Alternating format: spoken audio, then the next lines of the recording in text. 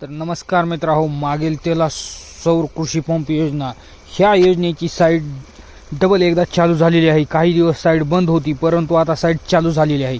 त्यासाठी मी खास आपल्याला सांगण्यासाठी व्हिडिओ बनवायचं कारण आहे मित्रांनो।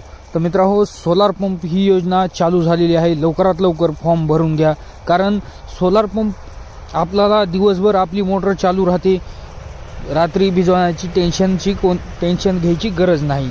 लाईट मित्रांनो, लाईटचा इथून पुढे असाच प्रॉब्लेम येणार आहे। त्यामुळेच महाराष्ट्र शासनानं सौर कृषी पंप योजना ही योजना राबवण्यात आलेली आहे की शेतकऱ्यांना दिवसा विजेचा पुरवठा जास्तीत जास्त व्हायचा।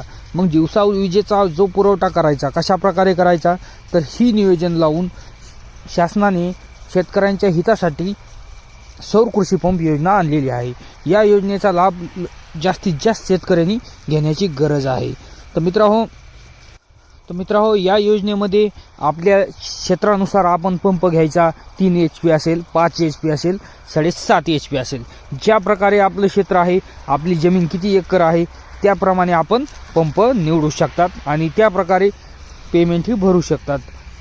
तर मित्रांनो, 3 महिन्यात आपल्याला सोलार कनेक्शन भेटणार। तुम्ही आज जर फॉर्म भरला तर आजपासून 3 महिन्यात तुम्हाला सोलारचं कनेक्शन भेटणार म्हणजे भेटणार, अशी ही घोषणा मुख्यमंत्री देवेंद्र फडणवीस यांनी सभागृहात केलेली आहे नुकत्याच झालेल्या अधिवेशनात। तुम्ही पूर्ण अधिवेशनाचे व्हिडिओ बघा। त्या व्हिडिओमध्ये मुख्यमंत्री देवेंद्र फडणवीस काय म्हणले, सोलारचं काय त्यांनी योजना सांगितल्या की शेतकऱ्यांना सोलार कधी भेटणार हे त्यांनी सांगितलेलेच आहे।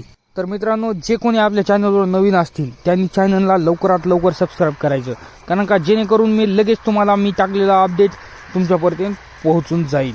आणि तरीच मित्रांनो, ज्यांनी कोणाला फॉर्म भरा येत नसतील त्यांनी मला कमेंट करून विचारू शकता कुठे फॉर्म भरायचा, मी त्यांना उत्तर नक्की देईल।